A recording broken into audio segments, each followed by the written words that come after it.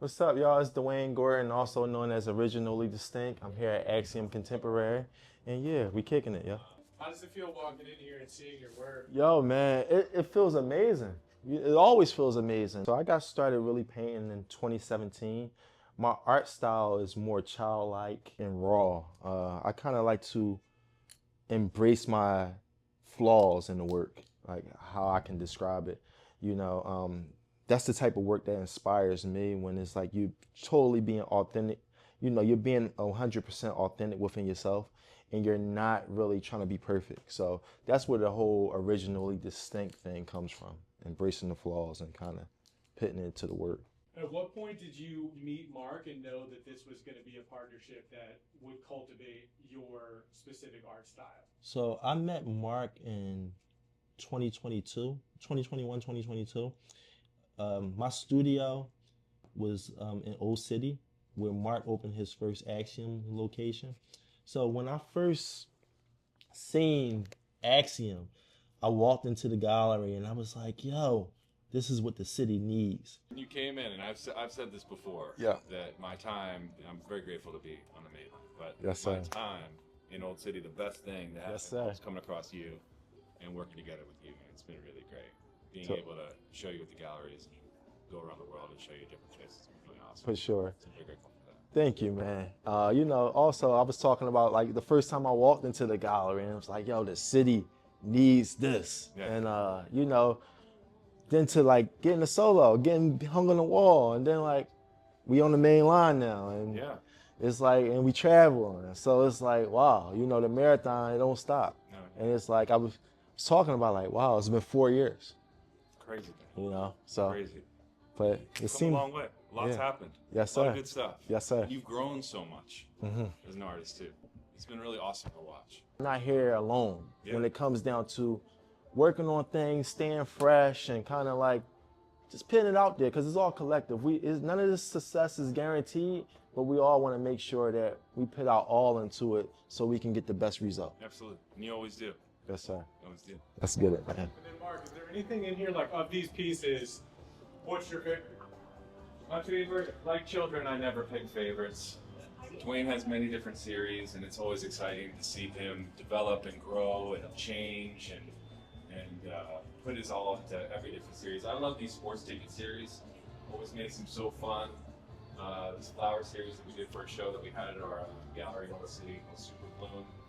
And every time there's a challenge or some sort of a new theme, Dwayne always really steps up, and he always brings his authentic style, his original style to it. You know, we started off with the small 24 by 48 ones, and then for Miami back in 2023, it was like, yo, let's go big, you know? So we did these 36 by 72s, and it was just a new way. And like I said, you just always want to stay inspired with the art. So when it was like, yo, let's do a big ticket, that was something that I was inspired about. And I remember walking the Blick and like not having an Uber back, you know, walking a mile, go pick the canvas up, walking back with the canvases, and just that whole mission of working on something new is what inspired like these tickets. Yeah, and they inspire people in a lot of different ways. If it's a memory of a team that they saw or a sport that they relate to. Dwayne's done some commissions as well that have been, you know, people's, you know, personal ticket, their actual season. They have like season tickets that, you know, that he's done before. So, you know, it brings something unique to their collection. It's something personal as well, which is something nice that people always like with the art that they have that he brings to it. Living in Old City, it's the gallery district, but it's a lot of traditional art. It's not, in my personal opinion, it's not too much contemporary art that's being shown. And, you know, contemporary art is what I do as well. So me and Mark connected on that note. I didn't really pitch myself as an artist. It just was me walking into the gallery being inspired. And then next thing you know, I probably would stop in the gallery like once every 3 weeks. And then things were happening for me as well as an artist. I got a chance to do some murals in the area right around the corner. And then next thing you know, Mark gave me an opportunity to show some pieces in the gallery. And then next thing you know, I had a solo show. Luck Money Magic back in 2022. And then after that, I just been full on with Axiom. Basically that worked from Luck Money Magic solo. He took it up to New York to an art fair, so that was a part of the rollout, and it did phenomenal. That was my first art fair that I was a part of. Five of the pieces sold the first night, so that was like wow. And then, it was like it was on from there. Then Miami came, and Art Basel was like the Super Bowl for galleries, and it wasn't definite that I would show, but they was like, "Yo, do 9 pieces," and I did 9 pieces, and they didn't make the front wall, but they got in the building. So that was great for me, like trying to fight and trying to like stay inspired and do the work. And then even that show, I went out, and then next thing you know, I got a report. Yeah, the last day of the show, someone bought 3 of your pieces. So like things like that, and then we just been on. We've been at it since 2022, and it's like wow, it's 2026. I know you're kind of doing like a residency here at this point, right? Yeah, Axiom gave me a residency to paint back here for upcoming shows and things in that nature. And Axiom was really my introduction to the art world, because I think it's levels to the art world. I think as an emerging artist, you may start off as underground, doing underground stuff, maybe doing underground shows, maybe you have a community around you that supports your work. And then when I started working on with Axiom, it was kind of like me having the opportunity to be on a mainstream stage at these art fairs that they participate in. So outside of that, I've been building the world through the art, through the design, and I'm thankful for the community that I do have that supports me and keeps it going. So it was all great, from me having a cult following, but then from Axiom being fresh and really being great at what they do. And when we do shows, it's like you can merge that together and so it's been great, working with Axiom. We all put our all into this, and none of it is guaranteed. It's really about the energy that you put out there. And some things take time, so you can't be down on yourself when success doesn't instantly happen. But you also just know that it's going to happen when it's meant to. Obviously, there's a ton of work in here. That's all yours. On Yes, your sir. side of the wall. Do you have anything that you've made that's like your favorite, or is everything your favorite? If I'm right. Well, in here, it's funny, that piece that we sold the night of the Heart event was one of my favorite pieces. But now, like, since I'm working on these new D card series and these Monopoly series, this is some of my favorite work. And then also, like a piece like this, the Night Rider, because I'm also implementing the fashion that I create within the artwork. So, if you know about Originally Distinct, you can buy this broom and sweater online. And I'm kind of implementing chess. Chess is something that I love to paint about as well. What's your favorite color? Oh, wow. It's tough now, but I would say yellow. I think yellow is that color. I read something one day when they said like yellow is the color, even if you're blind, yellow still speaks to you. So yellow is like one of those colors that if I'm working on a canvas, I might just pull out the yellow and just to start something. So yellow, gold, those type of colors. But I love black, I love green. I love but yellow. If I'm using, if I need a color to use for something that pops and speaks, I'm gonna use like a yellow like this. It's funny because black was the color of your next clothing line, so it is cool that your favorite colors spoke within your clothing. Yes. If I'm gonna drop something that's gonna be tied to an event, maybe if we do an event, it's like a T-shirt that you can come and buy because making it an experience, being a wide range of creativity and not really boxing myself in. So that's super interesting on a subject sense, because I have noticed, obviously, like the Monopoly board elements. When are you inspired enough by, for example, the tickets or chess, or when do you decide almost to pull that subject through into your artwork? Is there just like kind of an aha moment, or like what is that for you? It's funny going full circle with the tickets. Before I even knew I was an artist, as a kid, I used to make my own calendars and put sports teams on the calendars and things in that sort.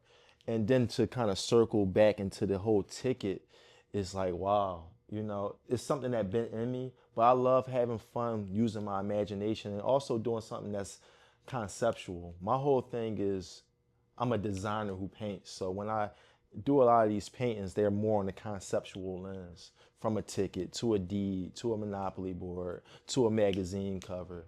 That's kind of my thing. So a lot of times, even for me, putting messages in my work, it's started out of me talking to myself. Putting something in the message like, "Go big, take a chance." These little subliminal messages that kind of like can be a reminder. You design yourself. These type of things that can be a reminder when you need inspiration, because when you're doing art full time, you got to stay inspired. It's times where you may be feeling down, you may not be inspired, but you have to remind yourself that, yo, I came this far, I got to keep going. So that's like my whole thing with putting messages in my work. And then hopefully the people that purchases the work and lives with the work, those messages inspire them as well. Because, every day is a new day for us. Hell yeah. I'm inspired by that. Is there a moment where you're like, I'm going to close the book on this style? It's interesting because I feel like in 2024, I was having fun, right? I was having fun up to 2024. And then 2024, I was kind of like, I had to rebrand myself and kind of recreate myself in a way, and the messages that I put out there. So when you see like these roses that I did up here, this is like something that's like not fully my style, but in the messages within these pieces is more of like a testament to myself, and those messages that really can keep me going. Within your practice, you need subject matter and you want to stay inspired. So after I stopped working on these pieces, I started working on this new series, which is the Monopoly board. We did one for Miami, now we're doing one for New York. And, it was something that was fresh. So that's, you gotta stay inspired. I think in the art world, you gotta balance between doing something that inspires you, but also like understanding what sells. So you can't move too fast from a series, or you can't just be doing something. You just can't be doing work to do work, even though you can do whatever you want with the art. But then, your practice is like your subject matter, what you paint about. And I think you should be strategic when it comes to that. With the Monopoly pieces, do you know ahead of time what you are going to do in each square, or is it freestyle? It's free, so we just figure it out as we go, But we know we want to put some, like this is going to be the New York subway. At first, I wanted to do a stadium here. I wanted to do the Yankee Stadium. Even like this is supposed to be community chess, but instead of community chess, we did the New York Lottery. So that was fun. So, just figuring out the general spaces until we get to the personal spaces. So right now, I know for the beginning of the board, I want this to be like probably Harlem, going into the Bronx, and then we can kind of hit Brooklyn, going around to Manhattan, all the way around to like the most expensive spots. This will typically be your boardwalk and Park Place. So we're going to, maybe it's Wall Street, maybe it's like Park Ave. Who knows? So that's something that we kind of will figure out as the board gets filled. And how did you come to do the Monopoly series? I did a Monopoly board for my Luck Money Magic show in 2022, and it was titled Distinct World. So I flipped the Monopoly concept into a distinct world. We did a 5 foot by 6 foot piece for Miami, and I already had the inspiration in the middle, and then outside of that, we figured out each box for the Miami neighborhoods, and the show opened on a Tuesday, and that piece sold within the first 3 hours of the show, and like that was like wow, it was just fun working on that piece. It took like 2 months, And now we to the New York one, and just staying big at it and just staying inspired. And then also doing the D's. So for the Miami piece, it was like, okay, if someone can't buy the whole piece, maybe they can get a D off of the board. So, you got the design district. Then outside of the design district, you had Wynwood and South Beach. And these actual Ds were actually on the board with the same colors and everything. So that was like really inspiring. Hell yeah. Has there been anything that you've done that you were like shocked by the success of it? You were like, oh my God, like I got to make more of these because people are obsessed with it. It was the tickets starting out. It was the tickets. Mark and Jay, we did a show in Arizona. It was a show around sports. And Mark and Jay was the curators of this show. And they was like, oh, you should do something around trophies. And when I went to Michael's to buy canvases, I couldn't find the usual size canvas that I do. And these 24 by 48s were the only size canvas that was available. So then I was like, maybe I can turn these canvases into tickets. And that's kind of like going back into my design and conceptual phase. And that day of the show, we sold them the first day once the show opened. And then next thing you know, ideas started coming from them. We took them to the Hamptons and someone was like, oh, will you do a Yankees versus Met one? Or do you do a Rangers versus Islander one? And then all these sports lovers started to get ideas and their imagination started to open up. And that obviously inspires you when you're inspiring people. Right? Yes. The Bloomin' series. Yes. Let's talk a little bit about that because that's also manifested itself into your clothing. Yes. So give me a little bit of like how that series started. So the Bloomin', we did an original Bloomin' painting. And it was for my first solo with Axiom. It was called Luck, Money, Magic. Luck, Money, Magic was about manifesting the luck, the money, and the magic that you want for your life, but through paintings. So it was all a whole manifestation through paintings. And we did a Bloomin' piece, and it was like blooming flowers.